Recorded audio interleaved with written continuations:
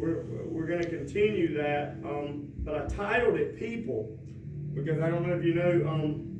I did that because I think we have to remember the seriousness of what we're talking about when we talk about forgiveness. Like we've got to remember the context of how God sees us. Like I think we always have to see that, and we have to put. If not, we'll make excuses to do the things that we do and to get away with the things that we get away with. So I think forgiveness is a hard one, man, because I know that a lot of people have been through some traumatizing things.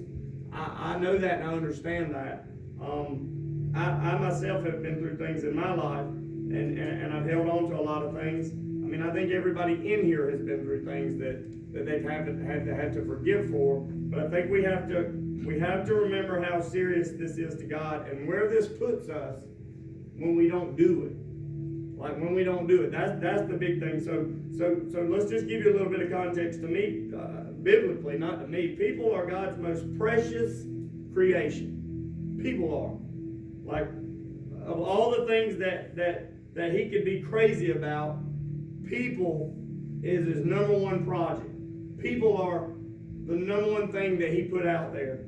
The crazy thing to me, as just a human, and my little bit of wisdom that I do have, God created the universe. Like the universe, which you know how I feel about it. It blows my mind. Like it genuinely, like really legit just blows my mind when we think about the universe. We know of the Milky Way galaxy, I believe that's right, but there are 200 billion of those in the universe. 200 billion. Like I can't even tell you, like my second grade teaching career, I can't even tell you how many zeros are in a billion. Like that is a lot. There are 200 billion galaxies in the universe just that we know about. Just that we know about. And even so, people are God's crowning achievement. I want you to think about it. Like I don't want to leave that point without it's what He is most proud of, that He put His hands on, that He breathed into existence. It's people. It's people. So just a side point for those of you that have ever thought like, man, God doesn't love me because life isn't going the way that I want it to go. God does love you. You are His crowning achievement. You are what He is most proud of in the world. Doesn't matter how you live your life, what choices you make, what obstacles you faced, you are legit His crowning achievement. You are what He believes most in. So much so that I think we forget that He created this whole plan so that we could be what we're talking about, forgiven. So that we can be forgiven. People, we've got to take as much pride in people as He does. Like this could legit get emotional for me because I know a lot of people who were doing things in their life, and as we hurt, we kind of delegate that out to people unintentionally. We delegate it out, whether it was to people that hurt us or the people that are just close to us. So I think we have to be careful. We got to take pride in people just as He does. And the reason we are where we are today is because of our un-Christ-like ability to love people. That is the underlying reason of all of our problems in the world today, is because we are very un-Christ-like in our ability to deal with people. Like we just are. And I guess it is a counseling session in a sense. Harboring, hoarding, or holding any type of grudge or unforgiveness is more, listen, it's more debilitating, it's more paralyzing on you than it is on the other person that you're holding it against.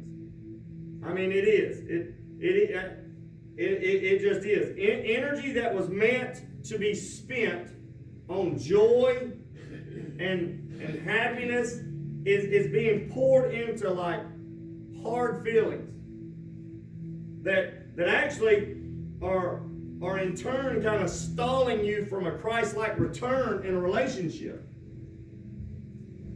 See, just to say that quick, energy that was meant for joy and happiness. We're supposed to be seeking out joy and happiness, and we're supposed to be claiming that every day. But instead of doing that, we're pouring into hard feelings. We're getting connected to dissatisfaction with people and hurt, and we're pouring all of that energy into those hard feelings, and it stalls us, it paralyzes us from being Christ-like in relationships. We kind of make excuses. Let me say it this way. We make excuses to treat people in an un-Christ-like manner. So instead you're actually punishing yourself by doing this. Scripturally, if you want an example, I wanted to throw this in really quick. It kind of reminds me of Jonah in a sense. He hardened his heart, and he refused to go preach in an area of concern for God because he saw inadequacy, he saw uncaring, and he saw complacency in people. And these are the very people that God's saying, look, you need to go preach to these people. And Jonah's like, no. I'm going to go the other way. And in a lot of cases, that's how we do when God calls us to forgive something that's happened in our life or that's happened to us, whether it's a person, we're like, no. These people are undeserving of what I have to offer. Jonah couldn't find in himself the ability to see how God saw people. He couldn't find that in him. He could not look at people and say, you know what, well, God loves him. He couldn't find in himself the ability to see people how God saw him.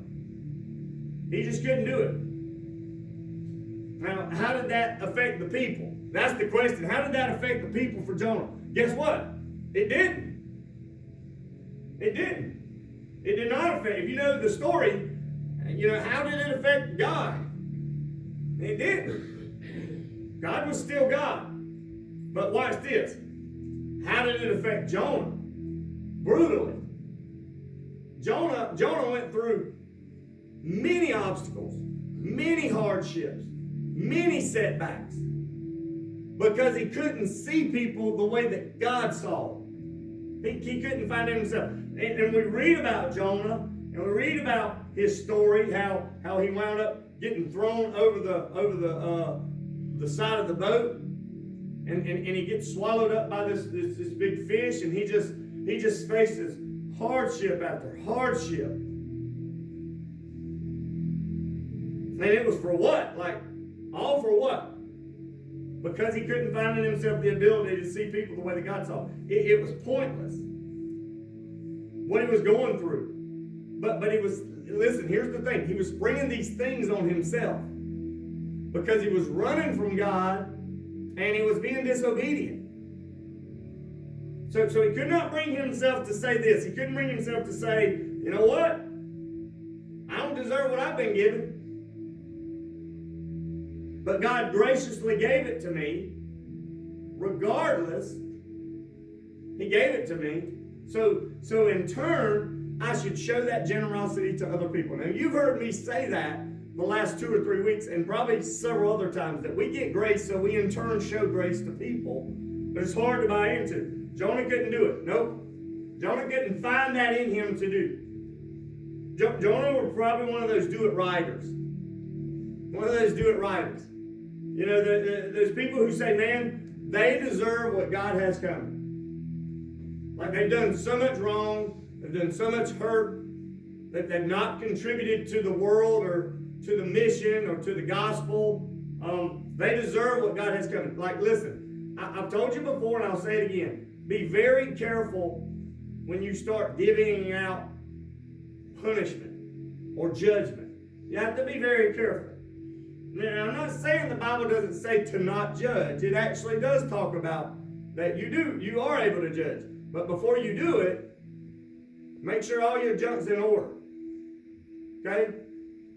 Make sure everything in your life is ordered. And I don't believe we ever get to that point. I think it's more of rebuking is what it is. I mean, we're not to say, they deserve to go to hell at any point. You know, I say do it righters because Jonah, you know, he had been religious. Right? He knew, he knew the scriptures. Maybe Jonah hadn't hit in Struggle City yet. Maybe he hadn't hit Struggle City, if you know what I mean. Maybe he had never went without food. Maybe he had never went without water. Maybe he had never went without shelter. You know, it's easier to say they deserve this when you've never been in their shoes. When you've never walked their walk. When you've never seen what they go home to. When you never seen their lifestyle. Maybe Jonah had family, like he had all his family. And when we talk about at school, we talk about all these children who need to be disciplined at home. What if they don't have home? What if they don't have family? He ain't been brokenhearted. Maybe Jonah hadn't faced a broken heart. Maybe he's never been jaded. Maybe his job's never been pulled from him. Maybe everything's just always going right in his life, and maybe he ain't got 2 kids as a single parent. You know, just kind of like just to do it right, or like everything's been right, so he can kind of say, you know, well, they deserve it because I've done things right. Well, maybe he hasn't walked in people's shoes. And I believe that those do-it-righters, those people will quickly divvy out sentences and statements of what other people deserve. Quick. And this is what Jesus said. Be careful with that. In a sense, be careful with that. He says this. He says, the same criteria that you use is going to be used against you. Okay, that's exactly what he said in Matthew 7:2. The whole speck thing. When he started talking about the speck and the plank.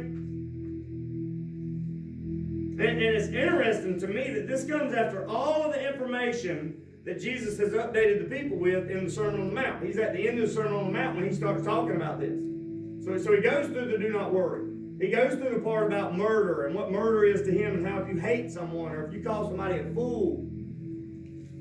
If you have adultery, and adultery is actually not just the act, but it's the thought of the act. And then toward the end of this whole passage, he starts saying, well, look, let me be the judge of it, though. I mean, this is what I'm saying it is, and I'll be the judge of it. You love people. You remember that you're one that was lost at one time, too. The whole point Jesus is making is reminding and making you to remember how he provided for you. Remember what I did for you. And this has got to be given to other people, is what he says. You are an example. Like you're an example. I don't believe that forgiveness is about us biblically. I don't. To me, it's about other people's. It's about setting other people free. I do believe that, I got right here, yeah, you might have been imprisoned by the action or what happened, but the sentencing is yours. Like you determine how long you sit in that by not offering forgiveness. In our story with Joseph that we've been covering, I think we can all agree that his brothers deserved some degree of punishment. Like that's how the human side of me says, yeah, definitely. I mean, we go back through the story, they tried to kill him. I mean, they wanted him dead. They were rude to him up to a point, and then they said, you know what, enough's enough. Man, let's just do away with it. Like, I'm tired of hearing about these crazy dreams. I'm tired of the things I'm just tired of looking at him. Let's get rid of him. And then they come to an ultimatum and they say, you know what, we're not going to kill him. We'll just put him in the bottom of this well and basically just let him die. One of the brothers feels a little bit of remorse and they pull him out. They put him into this caravan that's going to Egypt or somewhere, and he winds up working for Potiphar. They intended to not just harm him, but kill him. So I'm thinking definitely, like I don't want to get into doing what I just did, but I think we naturally go to, I'm thinking definitely a death penalty. I mean, for sure, because he's in a position where he can do it now, possibly even an execution of some sort. Biblically, we see it. Joseph's made something of himself now, right? Like he's in that moment. He's climbed the ranks and he's positioned himself perfectly despite all the obstacles. Despite all the obstacles he's overcome. Not to mention, I don't want to forget this part, Potiphar's wife. Like, something's got to come of her falsely accusing him and him having to sit in prison for years. Surely Joseph is going to revisit that. I think about the cupbearer who forgot. He forgot. Like, I don't know if the cupbearer had I don't know how long his sentence was supposed to be, but he does his dream and he relays the dream to him and he tells him, just remember me when you get out, and the cupbearer forgets. All about helping Joseph out. Like he completely forgets about helping him out. Joseph says, look, remember, brother, when you get out. And he forgets all about it. Joseph could do just about, this is what you got to get in your head. Joseph could do just about anything he wanted because of his newfound status. Because of where he was at. Nobody recognized who he was. However, unlike our societal norm, Joseph, doesn't take credit for where he's at. He doesn't take credit. We closed out last week with his great reveal of who he was. And I want to kind of revisit that. He says this, and I believe it was in Genesis 45, he says, and now do not be distressed. He's addressing this with his brothers. He says, and do not be distressed, do not be angry with yourselves for selling me here, because it was to save the lives that God sent me ahead of you. So God sent me ahead of you. God worked this, you didn't. That's what he said. For 2 years now, there's been famine. Like nobody's had food, nobody's had whatever in the land. And for the next 5 years, there's going to be no plowing and reaping. Like nothing's even going to be there to plow.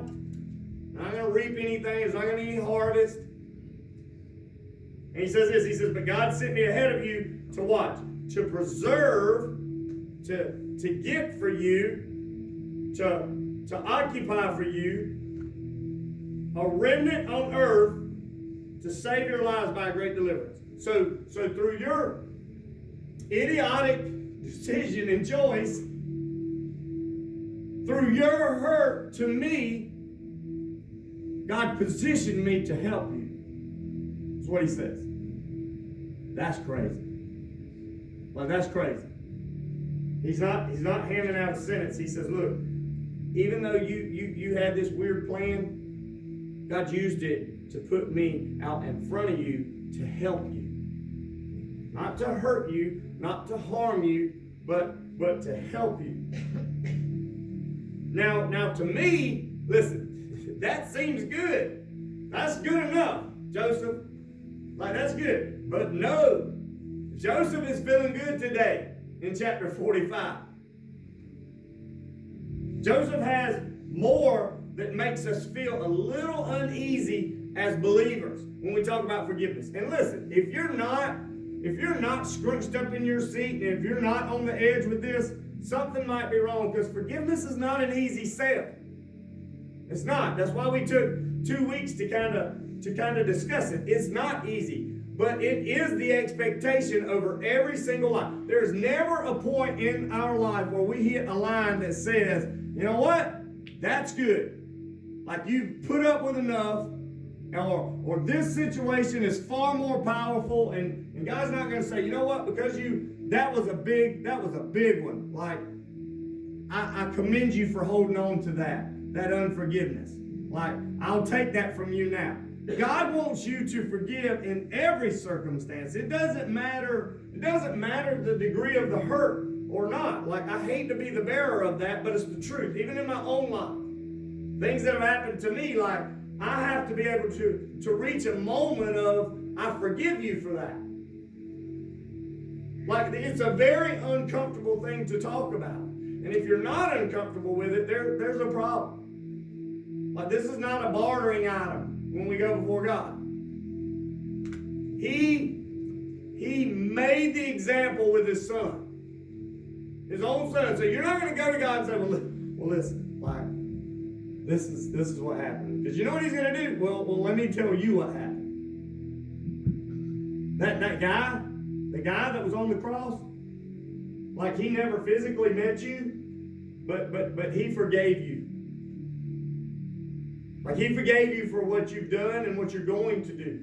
Like, the thing about that is, you're not going to stop doing what you're doing. But he continues to forgive you every single day.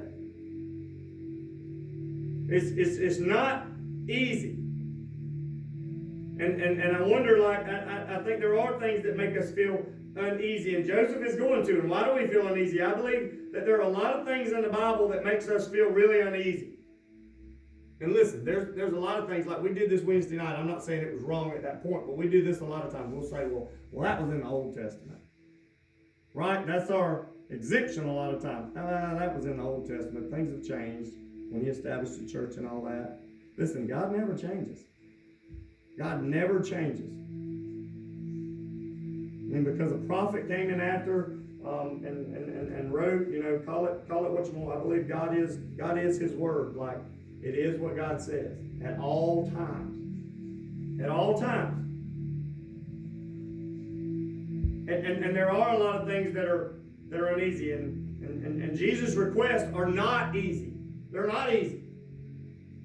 Culture and materialism and conformity, if you must, that's an easy buy-in, right? I mean, it is. It's easy to conform. It's easy to get hung up on materialism and just to go with culture. Paul even says this. Paul even gives us a warning in Romans 12:2. He says, do not conform. Don't change. Don't change. Romans 12:2 says, do not conform to what? To the pattern of the world. But instead be transformed by the renewing of your mind. And this is what he says. Make eternal things priority. Is what he says. Our point for week 2, make eternal things priority. Be transformed by the renewing of your mind. A renewed mind is reminding yourself of forgiveness.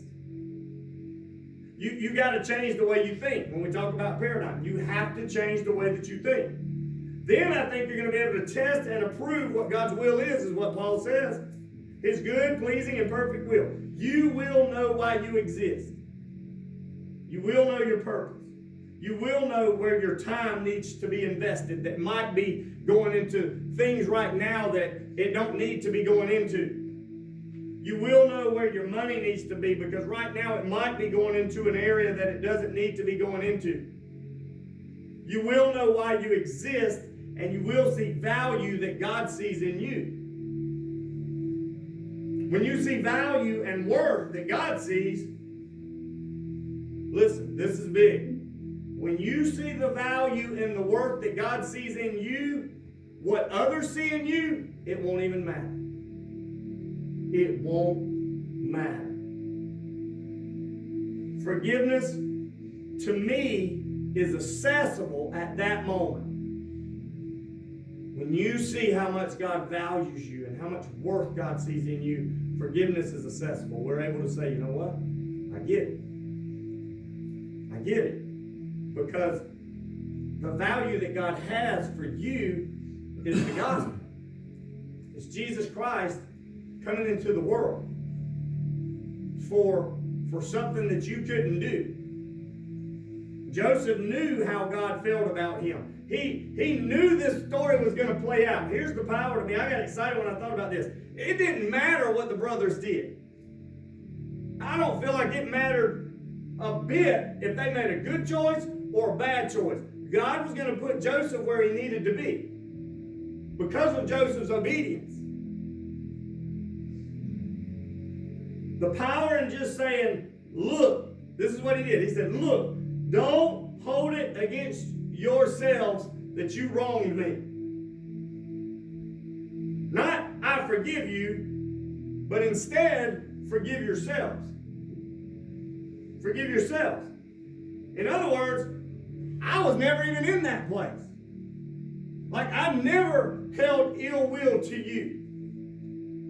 You feel guilty about the wrong that you've caused in my life. So I'm telling you, this is what Joseph said, I'm telling you, forgive yourselves. Don't hold yourself in that punishment. Don't hold that against me. Don't hold it against you and your choices, because you're taking yourself from where God wants you to be, and you're positioning yourself in a little room where this is your expectation, and that's all you're going to get. It's called comfort. And sometimes hurt can be comfort because we get used to it. There's so much power in just saying, look, don't hold it against yourselves. And to me, that's good. But we go back into the story for today's passage, and watch this. To Joseph, like we say, well, okay, I can forgive it, but that's it. That's it. There has to be it's a cycle. It's a process. It's a whole process. It's not just one step. It's a bunch of steps. And here's step 2. We go back into the story. It isn't just enough to forgive. Genesis 45:9 says this. Now hurry back. He's telling him, Joseph says, go back and tell my father, this is what I want you to say to him. He says, this is what your son Joseph says. God has made me Lord of all Egypt. How good is that news? Dad thinks Joseph's dead. And he says, come down to me, don't delay. You shall live in the region of Goshen and be near me, you, your children, and your grandchildren, your flocks and your herds, and all you have. Watch this. I'm going to provide for you there. The son who was supposed to be dead is going to provide for the father that's been mourning his loss. This news has to be wonderful. And he gives them the news of the famine. He says, because 5 years of famine are still going to come. So you need to move down here with me, and I'll provide for you. And he says this, he says, otherwise you and your household and all who belong to you will become destitute. You can see for yourselves, and so can my brothers Benjamin, that it is really I am who's speaking to you. So he's saying you need to come really see it. Like, don't just believe it, come see it. He says, tell my father about all the honor accorded me in Egypt and about everything you have seen, and bring my father down here quickly. Then he threw his arms. Listen to this. Like, it's not just a word for Joseph. It can't just be words for us that we speak over our life. It has to be intentional. Forgiveness is intentional. If not, when that person turns around, you're going to cling to it. Watch how intentional it is. Then he throws his arms around his brother Benjamin and he weeps. And Benjamin embraces him, weeping. Doesn't just stop with Benjamin. Picture the scene. And he kissed all of his brothers and he wept over all of them. Afterwards, his brothers talked with him. I bet Joseph had a lot to talk about. Because he had come through so much. He had waited for this moment to be able to see his family. In a time when they accepted him. And it says this is when the news reached Pharaoh's palace that Joseph's brother had come. Pharaoh and all of his officials were pleased. Pharaoh said to Joseph, tell your brothers, do this. Load your animals and return to the land of Canaan and bring your father and your families back to me. Pharaoh says, bring them to me. Listen to this part. Man, it just gets better and better. I will give you not just land, I'll give you a quarter of an acre. He says, I will give you the best of the land in Egypt, and you can enjoy the fat of the land. Even though you made some crazy choices and decisions, I'm going to set you up. This is coming from Joseph and Pharaoh. I'm going to set you up. I'm not just going to set you up. I'm going to be there for you. I'm going to give you the best land. Like, even though we're going through famine, you're going to be provided for. And this is the very person that could have took everything. He says this. He says, you're also directed to tell them, do this. Take some carts from Egypt for your children and your wives and get your father to come. Never mind about your belongings. Don't even bring your stuff. Man, I love when we read past the good story and get to the meat of stuff. He says, don't even bring your stuff, because the best of all Egypt will be yours. Don't bring your clothes. We're going to set you up. And we're going to go to Belt, and we're going to go to Macy's, and we're going to really set you up in some nice stuff. I love that. So the sons of Israel did this. Joseph gave them carts as Pharaoh had commanded, and he also gave them provisions for their journey. To each of them he gave new clothing. But to Benjamin he gave 300 shekels of silver and 5 sets of clothes. And this is what he sent his father: 10 donkeys loaded with the best things of Egypt, and 10 female donkeys loaded with grain and bread and other provisions for his journey. It's just for the journey, just to come up there. Then he sent his brothers away, and as they were leaving, he said to them, don't quarrel on the way, because that's what you're known for. Don't argue, just go get them and bring them back. Like, the reason that I wanted to preach this story is because it doesn't just stop at, I forgive you. There's intention. Is it intentionality a word? We're going to go with it. We're going to roll with it. Anytime you put an ITY on a word, it sounds really good. So, I mean, he's being intentional and he's being relational here. Like, he doesn't just stop. There's actions behind what he's saying. So he's proven that he's forgiven them by, he's going to set them up right beside them, and he's going to provide for them, and he's going to lend to them, and he's going to help them. Now, I say this all the time. I'm not telling you that when you forgive someone, you have to ask them to spend the night and you have to have a sleepover. I say that all the time. But in this story, that's what happened. So please don't let me lead you astray. Maybe God's just calling you to a bigger response. Maybe it's not the sleepover. Maybe it's not moving them in on the fat of the land. But maybe it is doing more than what you're doing. Maybe what you're holding on to in your heart is preventing you from being where you need to be. And maybe it's unforgiveness. And God has this huge plan to see you overcome, but you're going to have to go through hurdles and you're going to have to go through obstacles in life. But God will make good of it. And just like Joseph said, he says, look, what you intended to be crazy harm, don't be mad about it, because God used it to progress all of us. Not just me, all of us. Because you made that choice, now you're getting moved into the fat of the land and the best part of Egypt. There's a lot of power in that. So I highly recommend that we all, every single person in this room, really start praying about this. And if we're holding or harboring any type of ill will towards any person or any people, I think we have to deal with it. Because we go back to God saying, look, Jesus saying, look, whatever measure you're going to use, I'm going to use it against you. And he also says in Scripture, don't expect forgiveness if you're not willing to give it to people. Don't expect it from me if you're not willing to give it to people. And that alone is a sermon. That alone, that could be an invitation 5 minutes into a message. The fact that Jesus stands up and says, look, I'm giving you forgiveness, but if you're not willing to divvy it out to people that hurt you, people that come against you, regardless of what their intentions are, you have to look after yourself, and you have to promote Christ-like behavior, because look at Jesus. Look at Jesus. Look at Jesus. How many people betrayed him that he forgave? How many people went against him? How many times have you went against him and he's forgiven you? I think we have to constantly go back to, how is Christ to me? That's a check. Like, we can go sit in this office and we can talk about it all day, but the reality check is, how is God on me every single day? Like you can tell me your situations, you can tell God your situations, but it's going to come back to, what did Christ do for you? Every single time, that's the closing statement. That's the closing argument. And there's no answer to that. No answer. So we have to deal with that as a Christian body, as Christ believers. We have to come to that consensus. And we have to do it every single day.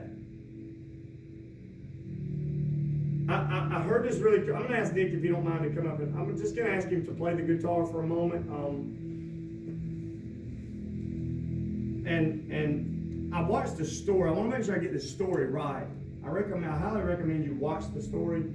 I watched the story the other day that the guy that works with me showed me, and we were talking about forgiveness, and it was this story, and I don't know if it's a true story or if it's just a story of forgiveness that they put out there so that we could see what the picture, the visual of it was. But this guy had killed this other boy. He didn't mean to kill him, but he killed him. I can't remember if it was a car wreck or what, but he was having to do time for murdering that child, for killing that child. He had like 7 or 8 years that he had to serve for the killing of this child. Well, the mom of the child decided to start visiting the guy that killed the child. And in her first few visits, she was really hardcore with him about her pain and about her hurt and how the loss had affected her. But she continued to hear his story. She started to hear his story, and she noticed a pattern of him walking alone through life. Every day was a struggle for this guy. He didn't have parents that were looking after him. And slowly but surely, she started to establish a relationship with this kid. The kid that killed her son. And she started sowing into his life. She started preaching to him, and finally got to the end of his sentence. And at the end of the sentence, she said, and I believe his name was Joseph. She said, Joseph, I want you to know this. I have forgiven you. And he started crying and weeping, and he said, the whole time I've been in here, that's kind of what's held me more than these prison bars has. Just being released by that now is really going to open up doors in my life. He says, I'll never let go of the hurt that I caused you, but now I feel like I can take that next step. She said, well, that's not it. She said, what are you going to do when you get out? And he started crying. He said, I don't know what I'm going to do because I don't have anything. I don't have anything. And this is what she said. She says, I have gotten the papers to adopt you. You're going to take the place of my son, and I'm going to raise you like you were mine. That's forgiveness. That is forgiveness. And that's exactly what God has done for each one of you. Because every day, in our anger, in our hurt, we go through these same situations, and we hold and we harbor ill will towards people, and we know no one's story. Ours is always more important because we live in that, and I get that. All I'm asking for you to do is to be open to the fact that, man, God is so generous with His grace and His mercy. Where do I need to be with that? What might I have in my life that might position me to do as the people in this story, or to do like Joseph did? What am I holding on to? I'm going to ask as Nick plays. He's playing, I leave it all, I think. And that's what I want you to do. I want that to be you today. I want you to come to the altar, and I want you to leave it all. And I want you to genuinely leave it. I don't want you to get up and walk down here and just do an ordinary prayer or whatever. I want you to genuinely leave it all. And just over the next couple of days, just see what God does in your life. And that's my prayer. Because if we're not coming for Christ alone, we're not ever going to see it. We're going to miss it. And this is the first call. So I'm going to open up this altar is open as he plays right now, and then we'll close in just a moment.